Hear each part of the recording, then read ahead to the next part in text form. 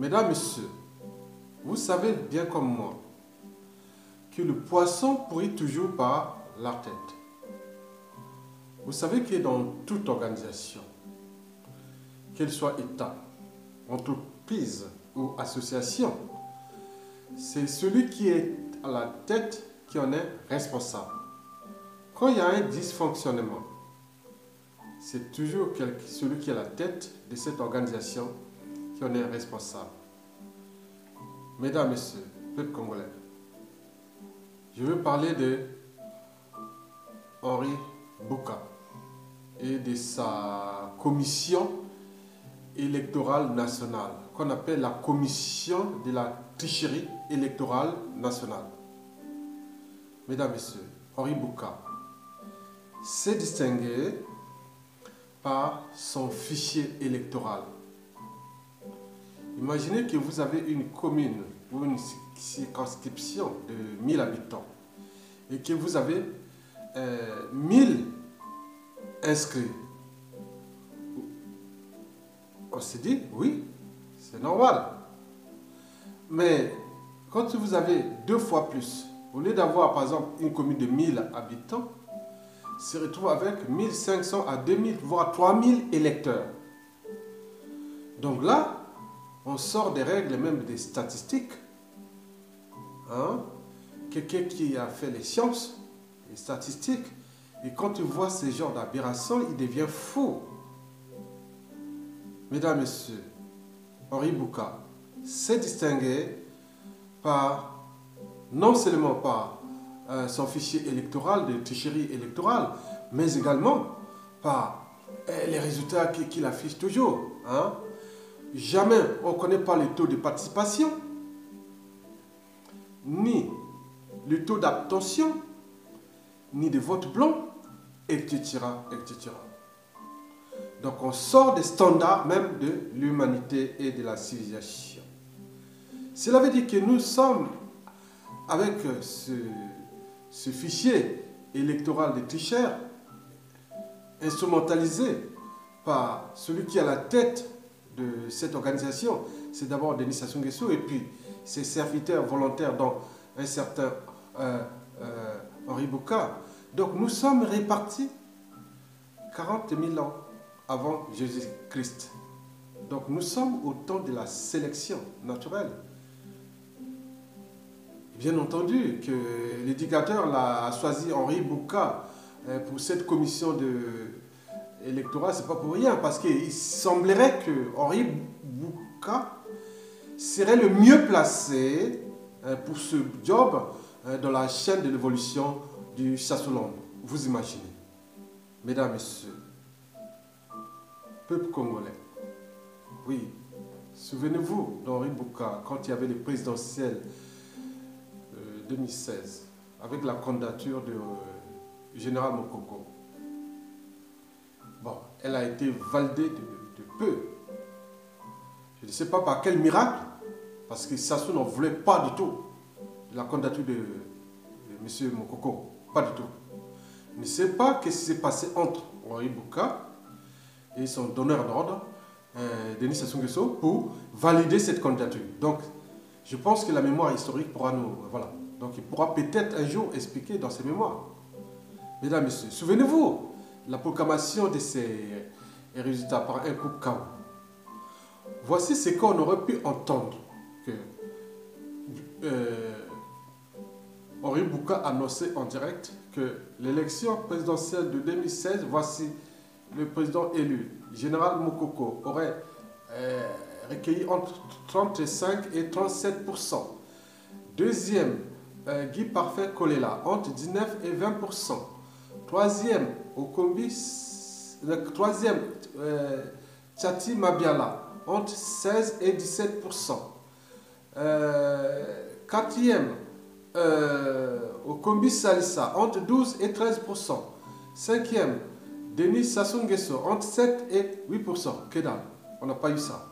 Bien entendu, le pays était hors connexion et on annonça les résultats de cette élection de M. 8% devenu maintenant M. 60%. C'est-à-dire le vainqueur malheureux. Donc, il me semble qu'il y aurait eu des pressions sur Henri Bouka. Donc, en proclamant ces résultats de M. 68%, en transformant ça en 60%, il me semble qu'il y avait des gens qui avaient dit qu'il y a des poisons à côté. S'ils n'acceptent pas la loi du plus fort édictée par l'éducateur, il va perdre sa vie. Donc, il a dû voir tout ça, entre la mort et aussi perdre le déclassement social, parce que ça se trouve, il faut rester avec lui. Si vous n'êtes pas avec lui, il vous déclasse socialement et en plus, il vous déshumanise et la suite, vous connaissez, les assassinats. Donc, il était dans le... Il était bloqué, quelque part, si on peut dire, voilà. Donc, il ne pouvait rien faire. Mesdames, Messieurs, bien entendu, il a subi des pressions, des menaces de mort et tout ce que vous connaissez. Il était, il a passé presque tous ces temps-là jusqu'à la prise de fonction illégale et illégitime par le président autoproclamé Denis Sassou Nguesso suite à ses hold-up électoraux. Il me semble que pendant tout ce temps-là, il était surveillé 24 sur 24 heures. Bon, donc, d'abord, pourquoi? Parce que, bon, savoir s'il va livrer quelque chose ou... Voilà, donc on ne savait pas. Pourquoi? Parce qu'il était, jusqu'à aujourd'hui, il est l'un des hommes les plus surveillés, tenu en laisse par le dictateur. Bon, bien sûr qu'il a acheté sa liberté, sa dignité par ce poste et par les privilèges et les statuts sociaux, au détriment, bien sûr, de son image et de tout un peuple. Vous connaissez. Mesdames, Messieurs, oui, je vous dis que bon, le Congo est descendu très bas, au déclassement, au niveau du déclassement général. Le déclassement est général. Quand vous voyez, on parle du Congo, tout le monde en rigole, à cause d'un individu qui a la tête, qui a tout déclassé. C'est une pyramide de déclassement. Il y a quelqu'un qui est au sommet et qui fait cela, donc cette pyramide de déclassement est générale. Mesdames, Messieurs, peuple congolais, vous savez qu'au XVIIIe siècle, dans le contrat social, comment on l'appelle, Jean-Jacques Rousseau l'avait pourtant dit que ce sont les idées qui mènent le monde. Par conséquent, pour construire un monde meilleur, une société meilleure, il faut tout justement réformer l'individu d'abord. Mais l'individu de Jean-Jacques Rousseau dans le contrat social, c'était au niveau de la raison. Pour que l'individu soit capable de juger par soi-même, savoir gérer sur lui-même son cerveau. Parce que la raison, c'est ce qui nous distingue fondamentalement des animaux. Si on a des individus capables de raisonner, d'être conscients de leurs actes, mentalités et comportements, bon, on peut tout à fait avancer. Donc, lui, il pensait au terme de la raison. Mais moi, s'il s'agit de reformer l'individu congolais pour construire une nouvelle société congolaise, je dis qu'il faudra réformer l'individu congolais au niveau des mentalités, des habitudes, du comportement et de leurs valeurs morales. Oui, bien sûr que l'immoralité est devenue la règle au Congo. Donc, bien sûr que le cerveau du Congolais, du commun des mortels jusqu'au soi-disant cadre civil et militaire, est abîmé par 33 ans de dictature, liberticide, antidémocratique, antisocial et surtout criminogène. Mesdames, Messieurs, je vous informe que l'individu Henri Bouka, je parle à Henri Bouka. Henri Bouka, je vous informe que l'individu qui n'a ni âme ni conscience est comme un ordinateur sans programme. Vous imaginez. C'est comme une ampoule sans électricité. C'est comme un bateau sans capitaine, ni comme un avion sans commandant de bord. Et je dirais même comme un tribunal sans juge. Mesdames, Messieurs, vous savez que l'âme et la conscience, c'est qui fait de nous humains, différents des animaux. Parce que les animaux n'ont pas d'âme ni conscience. Et d'ailleurs, en parlant de l'âme et la conscience, vous savez que souvent dans les affaires criminelles, on cherche toujours les experts de crime ou les criminologues font toujours appel aux psychiatres et tout ce monde-là pour comprendre un peu l'individu au niveau de sa psychanalyse, au niveau de la psychologie et aussitôt aussi en ce qui concerne la conscience. Est-ce qu'en commettant ces actes, est-ce que l'individu était conscient de ces actes? On parle de sociopathie, de psychopathie et tout ce que vous connaissez. Mesdames, Messieurs, donc la conscience est très importante au niveau de la société et de l'humanité et de la civilisation. Nous sommes différents des animaux et parce que nous avons l'âme et la conscience. Les animaux n'ont pas d'âme ni de conscience. D'ailleurs, pendant l'esclavage européen en Afrique, et les grands esclavagistes racistes demandaient déjà que est-ce que l'Africain est humain? Et pourquoi ils posaient la question quand ils sauraient le code noir? Mais parce qu'ils se demandaient est-ce qu'ils ont une âme et est-ce qu'ils ont une conscience? La conscience de nos actes, de nos habitudes, de nos comportements. Est-ce que nous, on nous a déclassés? Est-ce qu'aujourd'hui, historiquement et avec la réalité actuelle, par rapport à ce qui se passe en Afrique, donc on peut encore se demander par rapport à ce qui se passe, la sauvagerie, la barbarie, la psychopathie, la sociopathie et tout ce que vous connaissez, des gens, disons, un cadre civil, militaire, autres, président de la République, dictateur, autres, et même des représentants de ces écuries, de ces oligarchies qui sont là, étaient déclassés, décivilisés et déshumanisés. Et tout un écosystème qui s'appelle l'écosystème africain et notamment à l'échelle congolaise. Mesdames, Messieurs, peuple congolais, quand on parle de la conscience, je dirais même Henri Bouka, quand on parle de la conscience, je ne veux pas ici vous faire un cours de neurosciences. On aura l'occasion, si on a le temps. Mais ici, je vais parler de la conscience. La conscience, c'est quoi? La conscience, c'est ce qui nous permet de nous identifier. C'est le reflet de nous-mêmes par rapport aux autres. Prenez un gros miroir énorme. Vous mettez ça dans une jungle où il y a des gorilles, tous les animaux. Vous allez voir. Surtout, il faut vraiment bien la structurer parce que le gorille, souvent, il vient charger la glace parce qu'il croit que c'est un concurrent. Donc, faites attention. Donc, il ne sait pas que c'est lui-même.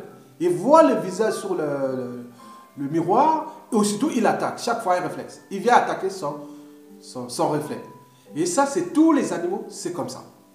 Parce qu'ils ne sont pas conscients, ils ne se reconnaissent pas leur identité. Donc, pas comme nous, on peut voir que c'est, ah, tiens, ce monsieur-là, il y a ton gars, ça c'est telle personne, tel individu, autre. Mais ils ne savent pas ça. Et c'est entre dominé et dominant, entre proie et prédateur. Et c'est tout. Ou les congénères dans le sens d'un groupe social. Mais ils ne savent pas, voilà. Bon, bien sûr qu'ils ont des phéromones, des trucs qui permettent certains par des infrasons, comment on appelle? Oui, des infrasons, par exemple, qui sont des basses fréquences, mais aussi par des systèmes de géolocalisation de tout ce que vous connaissez, hein, de repères entre animaux, hein, les phéromones, par exemple, les chauves-souris, c'est la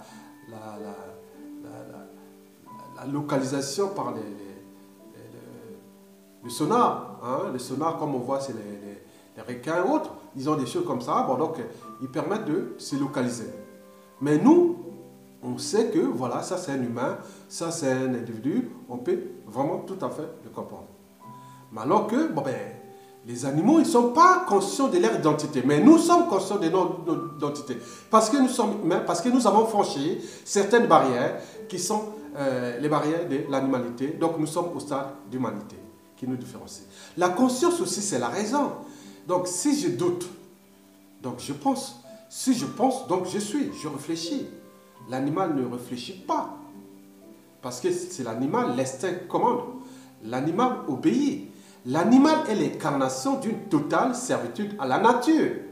On ne peut parler de quelqu'un de raisonnable que pour un être qui s'est affranchi du déterminisme naturel, c'est-à-dire de la sélection naturelle.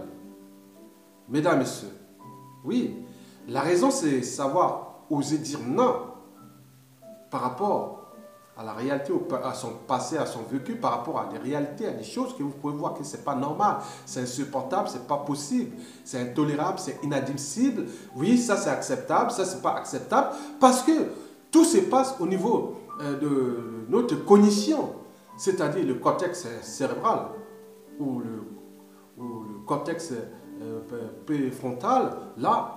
Donc tout se passe là. Nous avons acquis ce néocortex qui nous permet d'être conscients de nos actes, de nos habitudes, de nos comportements. Bien sûr que la conscience, c'est d'abord l'identité, la raison, mais aussi le comportement. Oui, on est conscient de son comportement. Mais si on n'est plus conscient de son comportement, alors là, on appelle que vous avez une maladie mentale, vous êtes malade, vous connaissez là en psychiatrie, on juge ça. Donc le comportement, ça. Mais surtout, n'oublions pas les valeurs morales. La conscience, c'est les barrières morales. Hein? La barrière entre le bien et le mal. Le sens du bien commun, du destin commun, de tout ce qui est de l'intérêt général. On est aussi conscient de certaines valeurs qui touchent aussi l'intérêt particulier, dans le sens que vous avez un bien privé, on ne vient pas vous abîmer votre bien comme ça. Donc c'est aussi ça, c'est les valeurs morales. Mais tout ça, c'est fonction de l'éducation, parce que la conscience de l'individu est le reflet de la société d'appartenance. L'éducation est là. Ce fut le sujet du baccalauréat philosophique, le bac 2015, série ES, ici en France. La question c'était dit, est-ce que la conscience de l'individu est le reflet de la société à laquelle on en appartient? C'est ça, parce que là on est au cœur de la raison, de la conscience psychologique, c'est lié à la raison, et la conscience morale, c'est-à-dire celle liée aux valeurs morales. Mesdames, Messieurs, oui, donc vous savez que par exemple dans le droit, ou même dans la justice, oui, parfois on dit, bon, en mon âme et conscience, oui, je peux dire non, je peux douter. Je veux dire que la personne n'est pas coupable. Celui-là est coupable, celui n'est pas là. Pourquoi on vient toujours en âme et conscience? Parce que les animaux ne sont pas comme ça, parce que les animaux, c'est l'instinct. Nous, on peut avoir un jugement, on est dans le jugement. Et ce jugement intègre toujours la conscience psychologique, c'est-à-dire liée à la raison, et la conscience morale, c'est lié aux barrières entre le bien et le mal. Donc on est là au cœur de l'éducation, au terme de transmission de ces valeurs de liberté, de dignité, de justice et de ces valeurs. Il me semble qu'il y a des sociétés ici, ils sont ancrés dans leur ADN parce qu'ils transmettent ça, ces valeurs-là de génération en génération. Ce qui fait que ces sociétés sont les plus avancées. Parce qu'on construit dans la conscience. La conscience qui permet de vous identifier et qui vous permet d'être conscient de vos actes, habitudes et comportements. Le respect des règles établies. Le respect des institutions. Mais il semble que celui qui n'a pas de conscience, il est toujours dans le déni de ça. Donc, mesdames, messieurs, peuple congolais, vous savez que Oribuka, hein, est-ce qu'il est en train d'appliquer bêtement et stupidement les lois indignes, injustes et illégales et dictées par le dictateur Denis Sassou Nguesso et ses officines de la secte néo-templière Sassouland depuis la capitale du Troisième Reich au Congo, c'est-à-dire Oyokratie. Oyo. Mesdames et messieurs, sinon Buka, Oribuka, Ibe, Oribuka, s'il suffit d'obéir aveuglement à la tyrannie ou à Sassou Nguesso, la question que je me pose, est-ce que vous êtes libre dans votre conscience, en votre âme et conscience? Mesdames, Messieurs, peuple congolais, s'il suffisait d'obéir aux lois injustes, s'il suffisait d'obéir aux lois injustes, indignes et illégales, illégitimes d'ailleurs, est-ce que les sujets d'une tyrannie connaîtraient-ils la liberté et la justice et l'état des droits d'ailleurs? Bien sûr que dalle, rien du tout. Sinon ça se saurait. Dans l'état où nous nous trouvons au Congo aujourd'hui, mesdames, messieurs, peuple congolais. Donc ceci est donc un cas de prise de conscience individuelle et collective au niveau philosophique, politique, moral, culturel et sociétal à l'échelle du Congo-Brazzaville. Mesdames, Messieurs, en terminant mes pensées et mes opinions sur le cas traité d'Henri Bouka, le président de la commission électorale sans âme ni conscience au Congo-Brazzaville, bien entendu. Vous savez que, je vais parler des problèmes de pouvoir et des contre-pouvoirs. Vous savez qu'un pouvoir sans contre-pouvoir n'est, comme on dit, n'est que ruine de l'âme, comme on dit, sans conscience. Pouvoir sans contre-pouvoir, c'est pas bon. Et inversement. Parce que vous savez que, bon, vous connaissez le cas du diabète. Le diabète. Quand on parle de diabète, on parle du taux de sucre dans le sang. On parle de glycémie.